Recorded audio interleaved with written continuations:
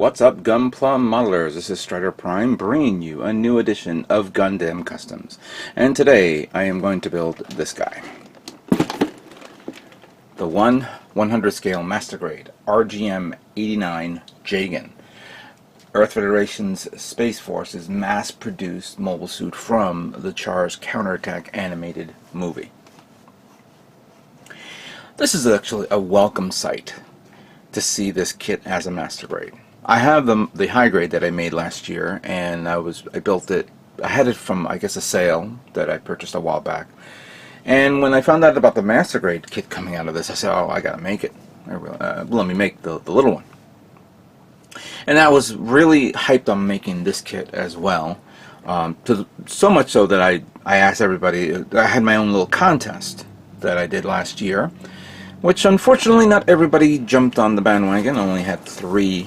I mean, I had like about 6 or 7 entries, but at the end of the day, by the time everything was over, I only received 3 completed kits, and they all won. And of course, each one won, first, second, and third. And I was actually thinking of building this in conjunction with the contest, but a lot of things were going on, and I didn't have enough time. But I said to myself, this is a kit that I definitely want to work on. Definitely want to work on. And today will be the day to start building this guy. Now, what's so cool about the Jegan? Obviously, it's a cannon fodder mobile suit. It gets its ass kicked pretty much left and right in the series, and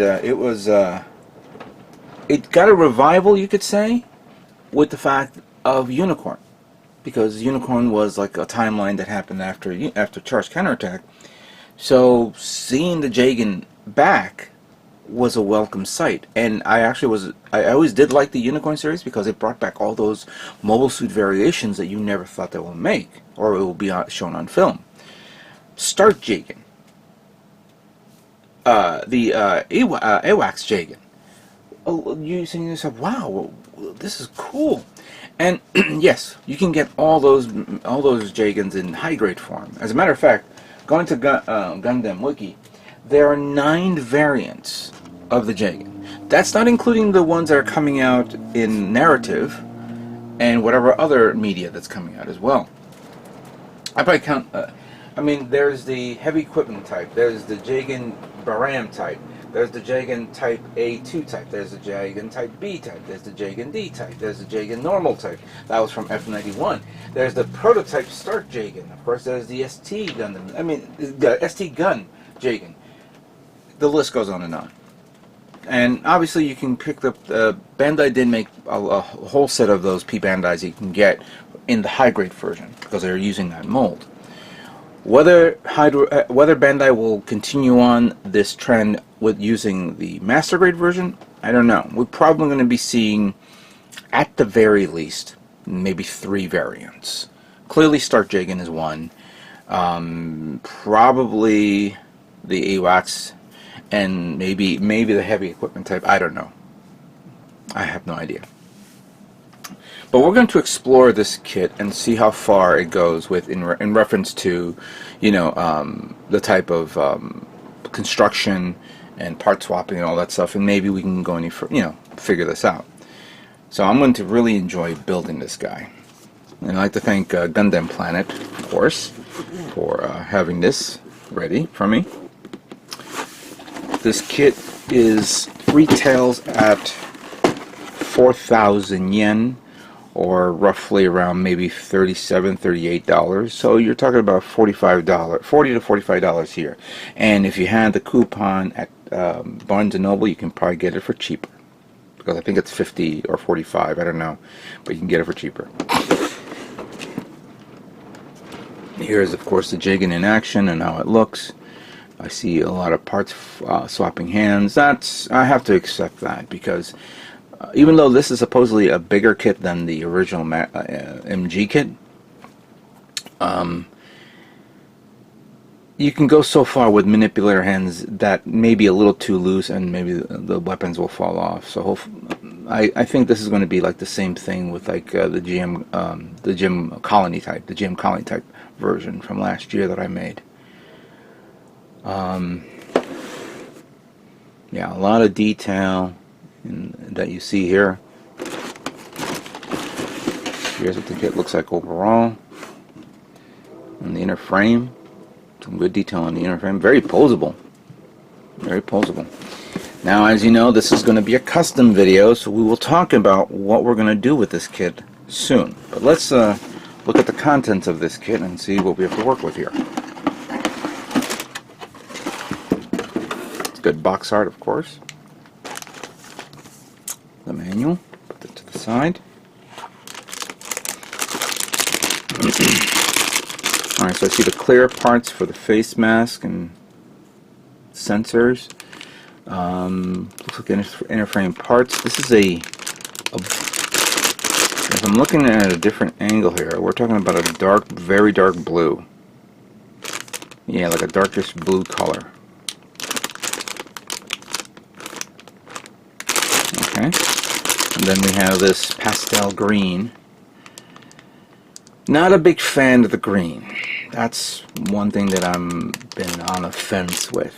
I've never been a fan of green. Not green, but this green. Because every time I look at this, it reminds me of the Star Trek model kits. And you guys know what I'm talking about. Alright, so we have red parts here, specifically for the missile trim parts, chest, armor. There's the hands. See the waist unit parts. And there's the pilot.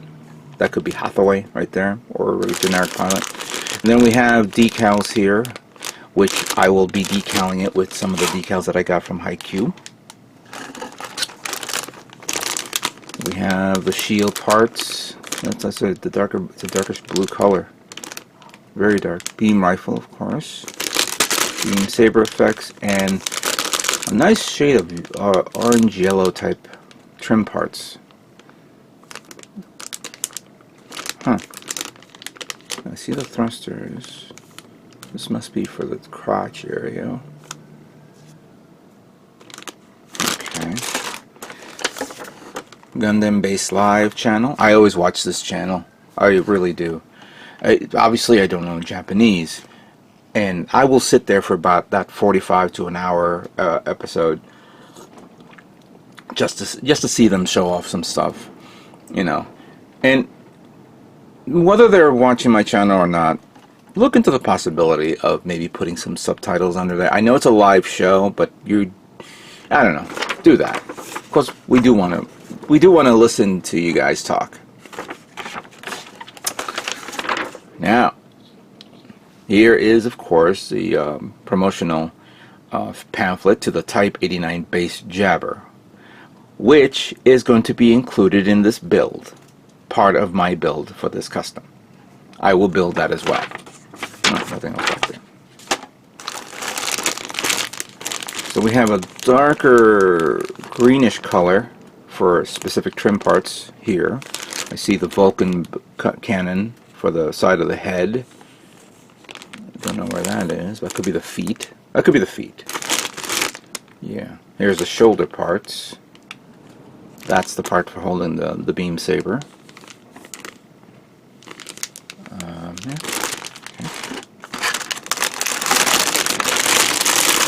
Okay, here are the parts for the leg, chest area, shield, more leg parts. Okay, I see some inner frame parts here. Oh wow, that's a big thruster right there. It's very nice. So we have, the same orangey color parts, because I was kind of looking at that and saying, wait, why do I see this, but shouldn't it be double? And yeah, it is double. And of course there's the shoulder parts as well. And then we have, I see 2 bags of each. Oh, for the arms and leg parts. Okay, that's kind of cool. Alright, this is going to be cool. Let me put these back in the case and we'll review the manual.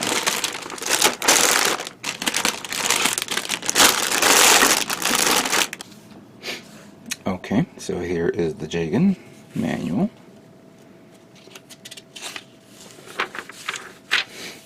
And of course we have the complete history of the Jegan, and here's Here's the variants we were talking about. Well, yeah, we got about it. So obviously, its tree of life, you could say, is the GM3. It's a product of the GM3, the Nemo, and the Jeddah. Ooh, Jeddah! I gotta look that up. Don't remember that. I have the Nemo. I gotta build that kit too. And then here are the variants. We have the Stark Jegan. We have the Jegan Type B, as we mentioned before. The RGM 90 Jegan Heavy Equipment Type. The 89 Jegan Baram Type.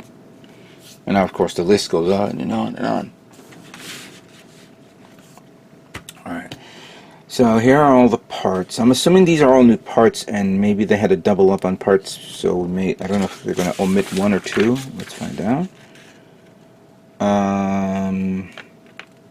Okay, so I see you definitely only need one beam saber, because it's usually the same mold. And then these parts here, there's some parts here that's not required. I wonder what these hands are from. I'll look at that soon, and we'll review that.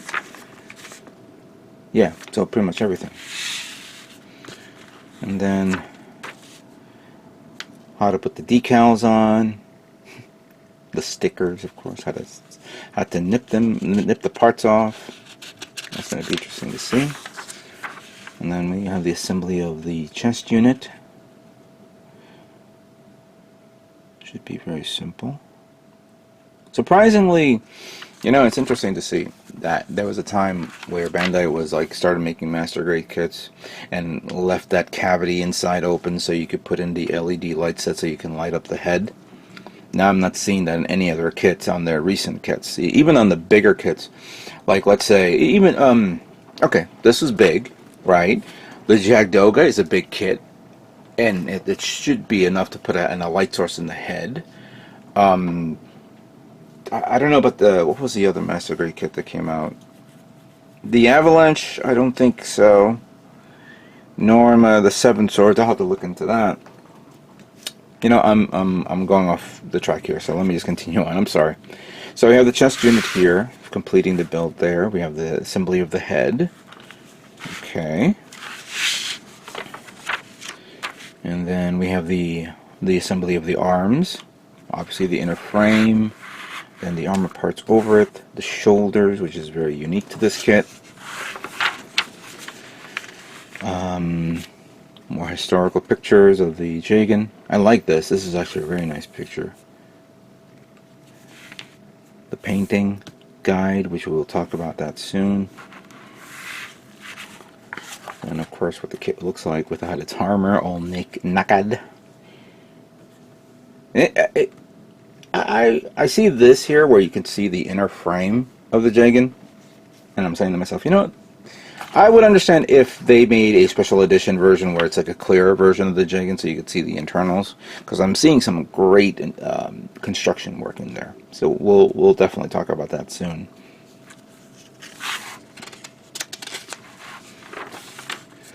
Then we have the waist unit, one of the few mobile suits that doesn't require a armored skirt in the front or the back.